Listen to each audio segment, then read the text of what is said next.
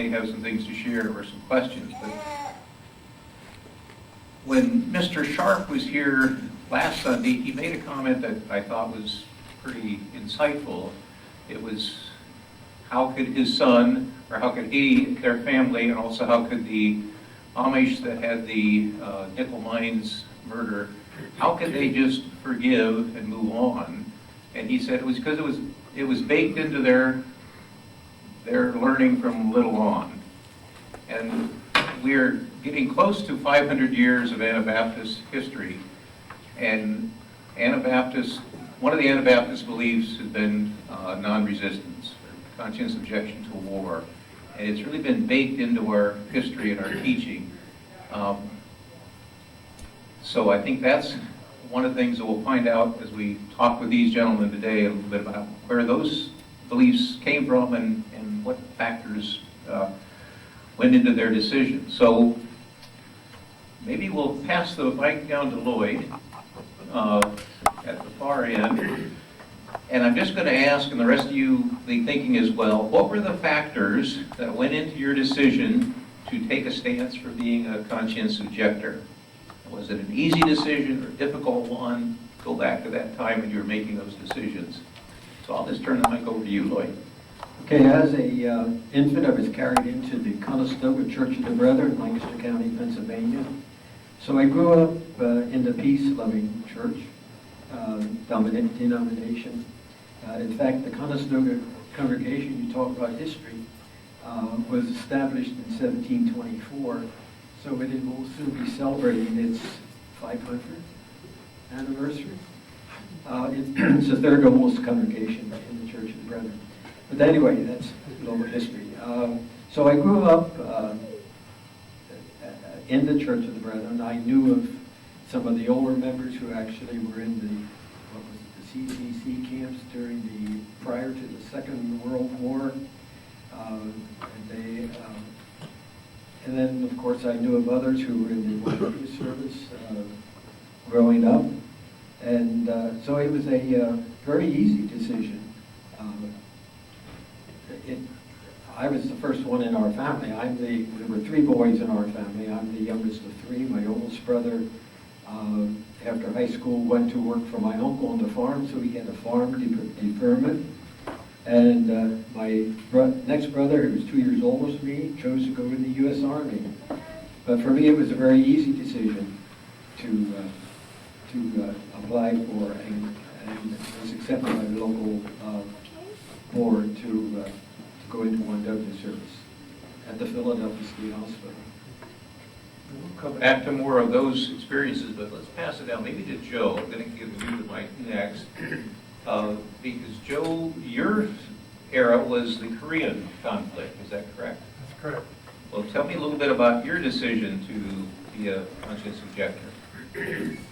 Well, I grew up in the Mennonite church, and I remember World War II real well. I was about 12 years old, 11 years old, I guess, when the United States got into it. And I remember the guy going into CPS, and I just always knew that I wouldn't go into the Army because of Jesus' teachings against killing. And so I just, when that time came, I wasn't drafted, but I was classified as 1A instead of 4E. I had to appeal. But my neighbor was on the draft board, so I talked to him about it. He took care of that for me. And then I went into 1W out here at Oakdale when it was TB Sanatorium, worked in the laundry, and I got along real good. People, everybody respected me. So that was your decision. We're starting to throw around some initials here and there, and maybe I'll just define some of those. CPS stood for Civilian Public Service. It was one way that the person that took a conscious CO would be another initial we throw around, conscientious objector, somebody that says, I choose not to join the military. And CPS was one of the services that many of the conscientious objectors could participate in. It might have involved working on a farm, working in the, I knew some that were firefighters out in the West that jumped out of airplanes and fought fires. Things that they thought were doing good rather than doing killing through the military. 1W, that was a classification that all of us got when we took our physicals. Somebody said 1A, that would be you're physically fit, ready to join the military. 1W would be somebody that would be choosing not to go through the military, but working through one of the agencies that the government had set up so that you could participate in. A lot of people worked in hospitals or sanitariums and different places. VS, voluntary service, that's what VS stood for. And that was really a church organized, and still going on today, but during the war, it was a way that persons that were drafted or were asked to do military service could find a program with voluntary service that would qualify them to meet the status of serving, but without having to do it in the military. Let's turn to David. Tell me a little bit about your experiences on your decision to become a conscientious objector. I grew up in the Pulaski Mennonite Church, a general conference church about 100 miles southwest of here in Iowa. All in all, it was an easy decision because the church made a lot of reading material available to me. But I had not, this wasn't baked into me as I was growing up in the church. But there were plenty of people ahead of me who were conscientious objectors from our church. I was really motivated more by the politics as I understood it than by the gospel. I've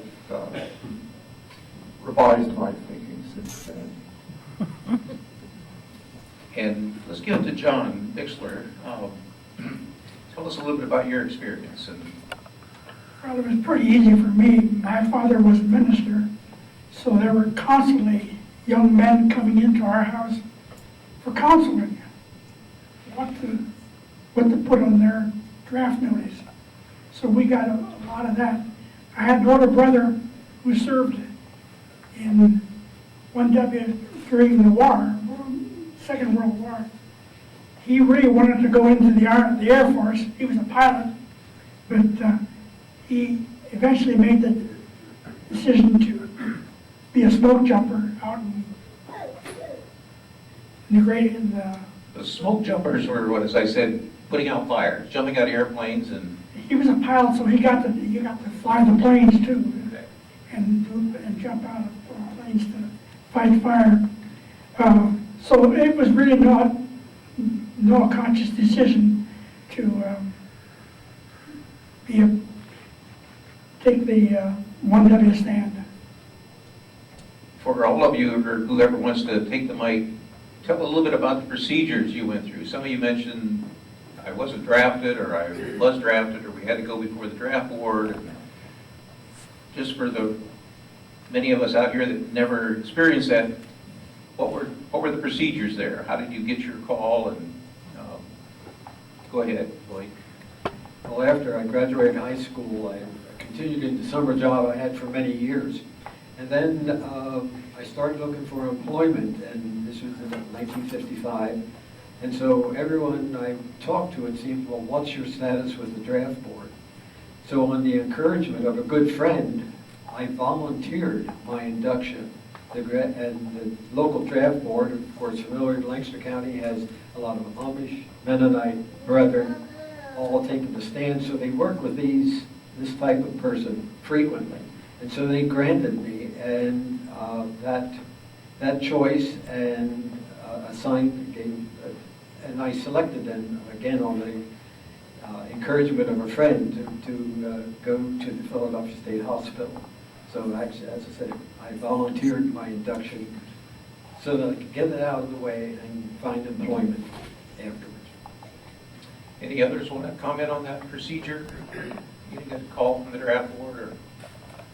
It's a long ago memory, I can almost not remember. I do remember going on the bus to Cleveland for a physical, and along with a lot of Amish boys who were very mistreated, made fun of. I remember filling out forms on why we wanted to be conscientious objectors, and but I don't remember a great deal on that. Joe or David, any comments on dealing with draft boards or filling out forms? Well, they classified me in 1A, and then I didn't want to be in 1A. I don't know what the classification was. It might have been 4E. I'm not sure what it was. But anyway, I went to Simon Geer. He was our bishop, and he helped me fill out an application. So there were questionnaires, forms, trying to prove that you weren't just trying to draft or dodge the draft. You had a deep-held religious belief that you filled out papers, answered questions, and then the draft board looked those over. Yeah, I knew why I wanted to be a conscientious objector, but I didn't think I was qualified to fill out the form without help. I wanted to make it sure it was right, so I went to Simon Geer to make sure it was done right. And so often the minister at the church or other persons were very helpful in counseling young men on trying to put their beliefs down on paper. So I didn't have no opposition after that.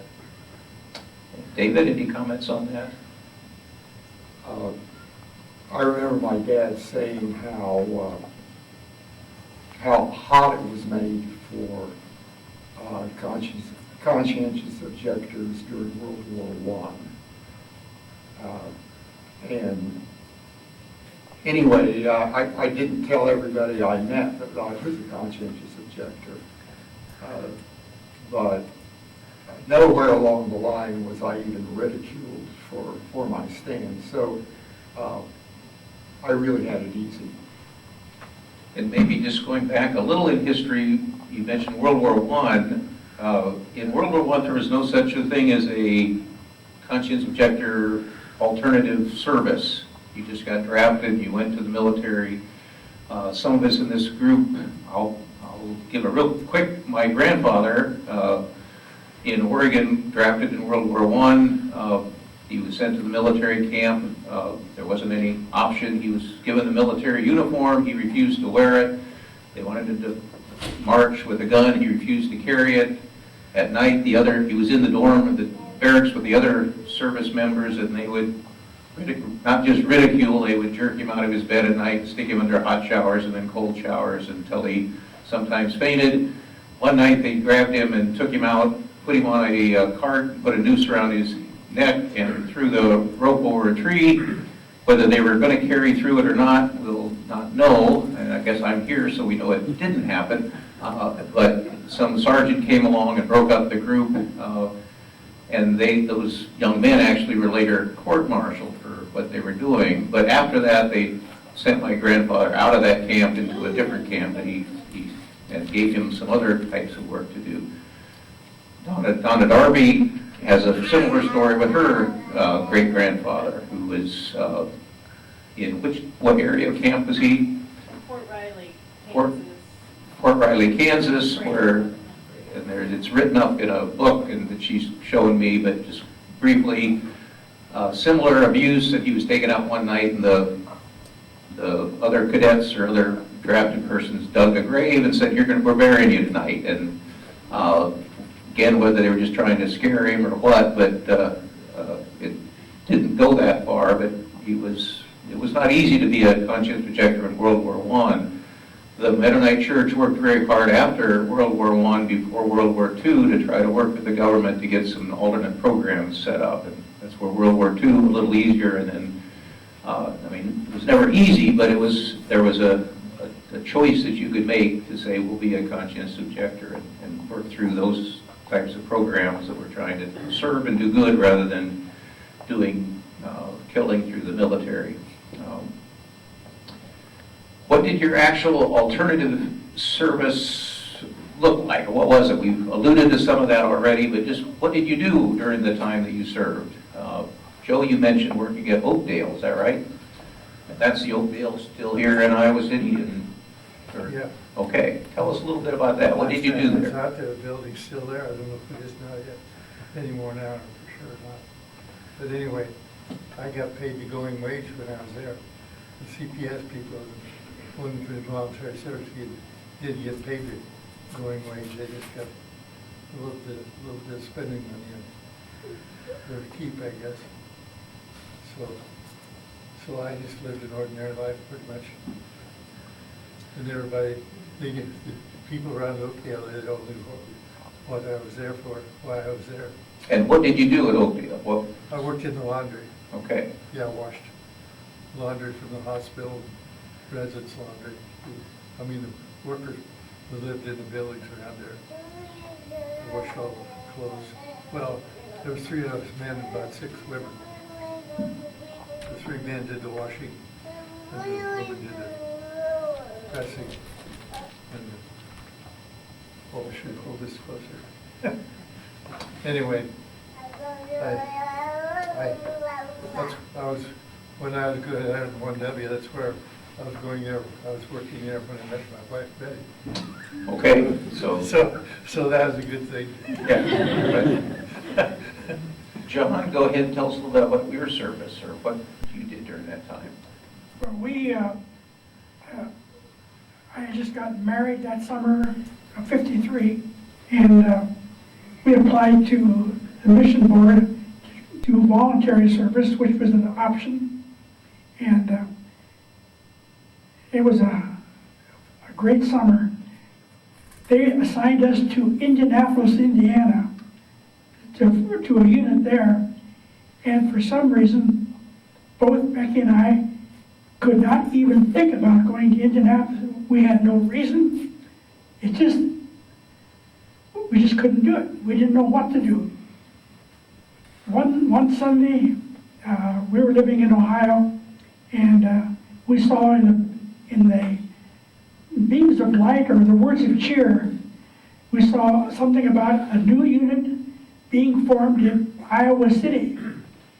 And both of us just instantly knew that's where we were supposed to go, to Iowa City.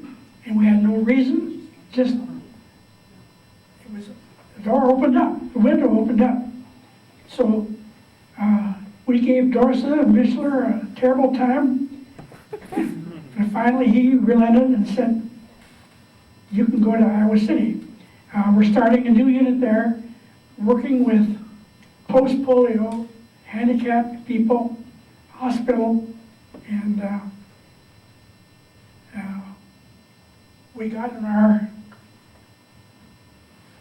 the 1st of September, we got in our little old Chevy car and came out to Iowa City in the dark and without any headlights, and we found the unit house, and there we were for 2 years. Go ahead, Lloyd. Okay, as I said, Philadelphia State Hospital was within the given range from Lancaster. It had to be at least 75 miles, and Philadelphia, the hospital was about exactly that amount of miles. There I was a day room attendant working with patients.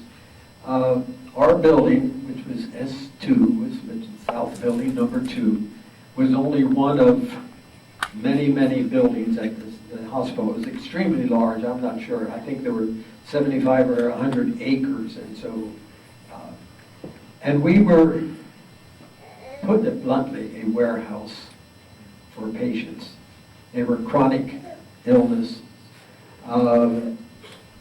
The biggest thing that happened was Thorazine, the medication came out and helped some of those who were chronically ill to respond. And others were just routine maintenance. There were 4 large day rooms in our building. There were close to 100 patients in each day room. And your job was to sort of keep them occupied, help them with their going to the cafeteria for lunch or for the meal. Well, most of the time I'd work a day shift. So we also had the mental hospital? mental hospital, yes, Philadelphia State Hospital. It no longer exists, by the way. In fact, the buildings have all been torn down. The last many years ago that I went there was 1 or 2 standing. So that was my experience, and it was quite an experience. And as I say, ours were the older patients. I guess they took pity on me. I don't know that because there's more activities in some of the other day rooms, more of a struggle to control some of the actions of some of the patients. So, but it was a learning experience, a good experience. What year was it? What year? I was there from September 1955 to September 1957. David, tell us a little bit about what you did during your service. I was a child care counselor at Jewish Children's Bureau of Chicago. This was an apartment house with about 30 teenage boys, and there were about a dozen counselors. And we were just with them during the day, and we would stay with them 2 or 3 nights a week, taking turns. I didn't have any background in this, but anyway, everybody survived my 2 years. It was pretty good, you know. And what years were you there? Oh, that was 1967 through 69. Okay. And with those different activities or services that you did, I guess the question I'm going to ask next is, how did that service affect your life after that? John, you're still here in Iowa City, so Yeah. it sort of set the direction for you. Well, I'm still here, and Dwayne Miller is still here. I don't know, is Dwayne here? Right here. Oh. Yeah, Still here. we're the last 2 survivors. The unit house was a big 3-story house over on Bloomington Street, which is no longer there. It's been torn down. And but I was assigned to the what was then called the Hospital School for Handicapped Children, or crippled children, I should say. Becky and I had both been teachers in Indiana. She taught 2nd grade, and I taught K-12 near Warsaw. And so I was assigned to a hospital school, and which was a great experience. And at the end of my 2 years, I had a contract in a high school in Ohio, and then they came down and asked me whether I would stay and start a music program at the hospital school. And it was quite a struggle to make a decision, but I'm glad we did. We're here. We're still here. I'm still here. But during that 2 years of service, we did a lot of, actually nursing duties. We were called orderlies, and got a lot of experience working with handicapped children.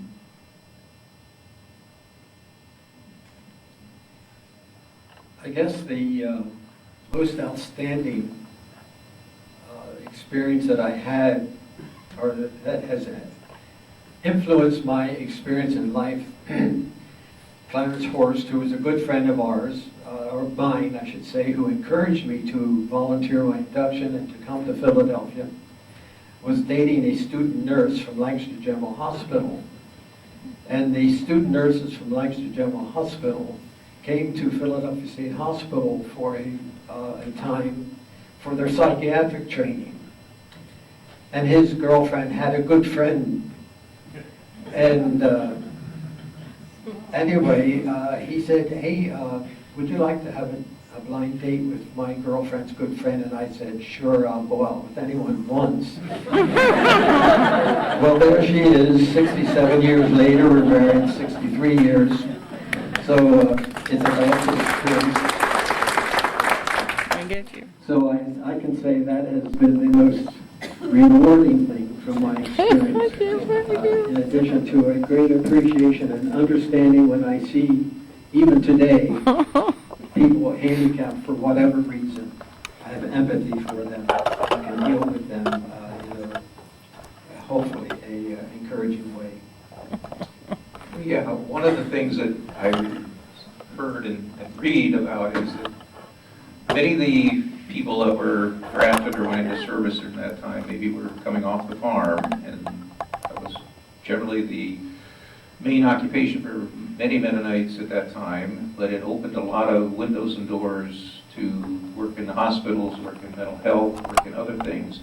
And many people, like you, like Lloyd said, maybe didn't find that as their career path, but it still changed some of your attitudes and thoughts about the wider world. David, you want to talk about how your service may have affected you as you moved on out of that service time? I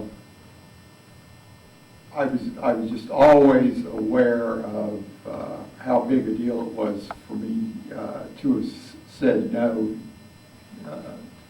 to the military. But that's kind of a negative achievement, so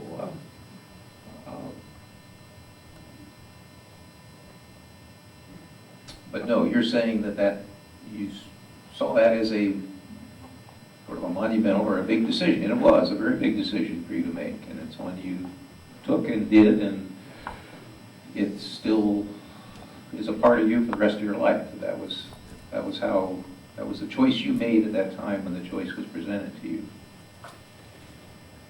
And for all of us, what message would you give to future generations, to the youth in our congregation, or to anyone about dealing with the military? And from your perspective on the choices you made, it may not be the choice for everyone, but what message would you give to our MYF students or anybody here? Somebody want to pick up the mic and talk about that?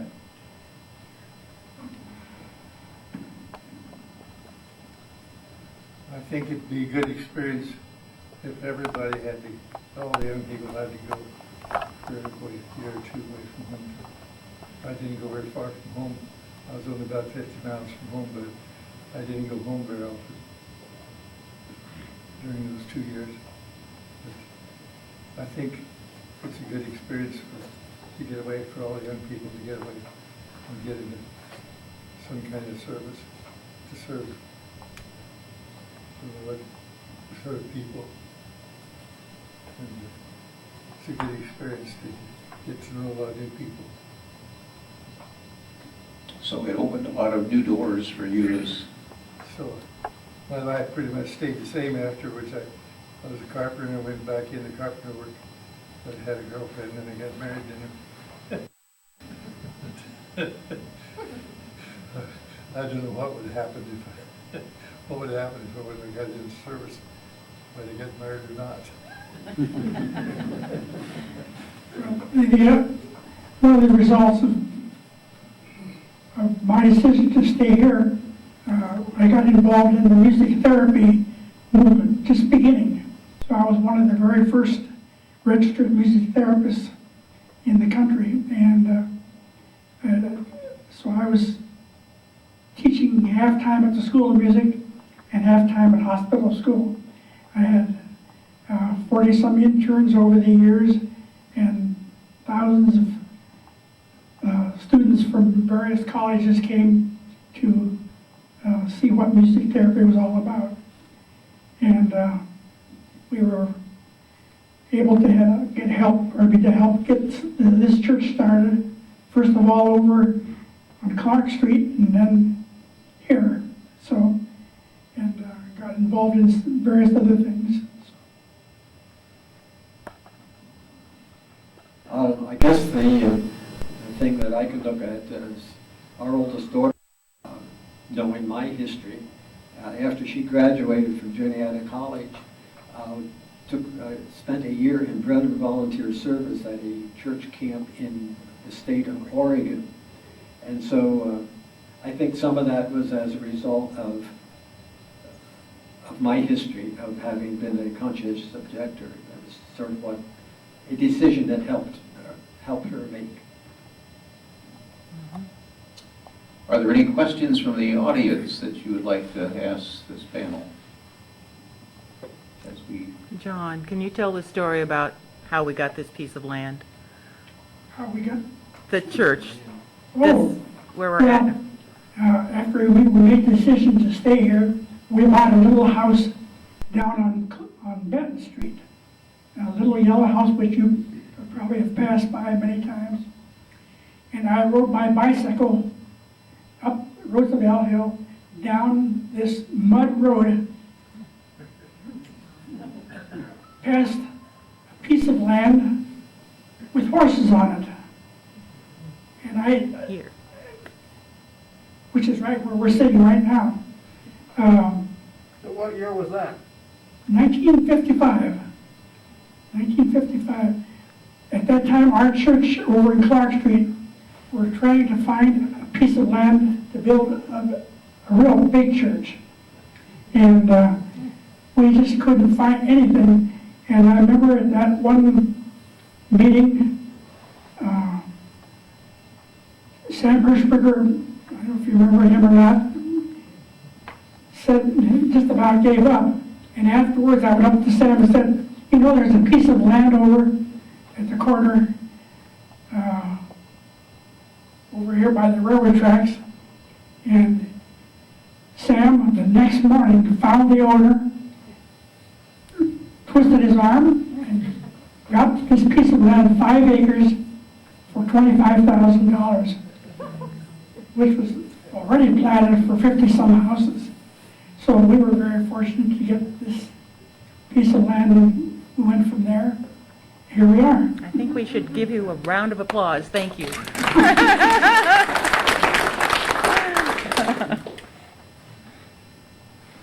again, any other questions or any other experiences of your own out there that might be worth getting on in this tape here? Some of your experiences during this time period. Norma, I'll give you the microphone first so everybody can hear. I'm going to speak for Lois also on this. Lois Yoder, you're talking about. Lois Yoder. Okay. In our student training, we went to Pueblo, Colorado to do affiliation in mentally ill and psychiatric. Very poor training, very poor service the state gives those people. And I will say across the United States, the CEOs that worked in this kind of care educated the government of the United States to improve the facilities and the care of the mentally ill and the psychiatric. And so there's, these boys have had, have been good, but the whole program has been a real touch to the government. That makes sense? That made very good sense. I just want to make sure everybody heard you. Yes, the mental institutions and hospitals were a big place where a lot of youth served. And Norma, you and Lois were at what, La Junta, Colorado? La Junta did not have enough patients under the psychiatric and mental care. So we had to do some affiliation in Pueblo where the psychiatric, there was 5,000 in that, and it was terrible care that they got. But not only there, it was clear across the neck. Very big expense for the government. Good, thanks for sharing that. Anyone else have any comments? Yes. My dad, Russell Yoder, Yay. served in CPS camp, and he built bridges and roads out in Oregon, fell in love with that area. And then he did dairy testing in Pennsylvania and met my mother there, and they got married. It'd be very interesting to hear how many CPSers found their wives through service. Yes, that's been a theme that's come up here a few times. Anyone else have a comment? Marcia, go ahead. I'll give you the mic. I grew up as a child there, and that helped to send water to Rapid City. I think some of that was used for military purposes, but nevertheless, he was doing something positive in building that dam.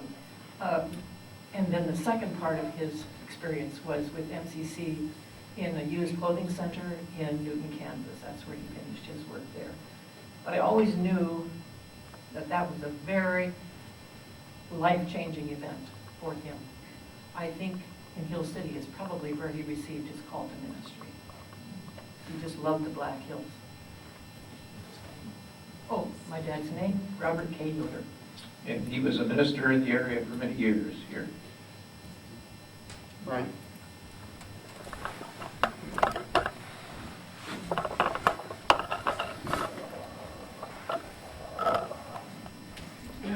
I was going to just share, my brother Calvin was number 30 in the draft, the last draft of the Vietnam War, and went to Bolivia and spent his whole career in international development. He's had a lot of positive experiences in helping people help themselves. So I always felt a little guilty that I never figured out how to do that and do the service. But one thing I was going to ask the group is, what teaching was done over the pulpit or through mentorship to spark your thinking about conscientious objection? I know when I was a kid, that was a pretty important thing over the pulpit.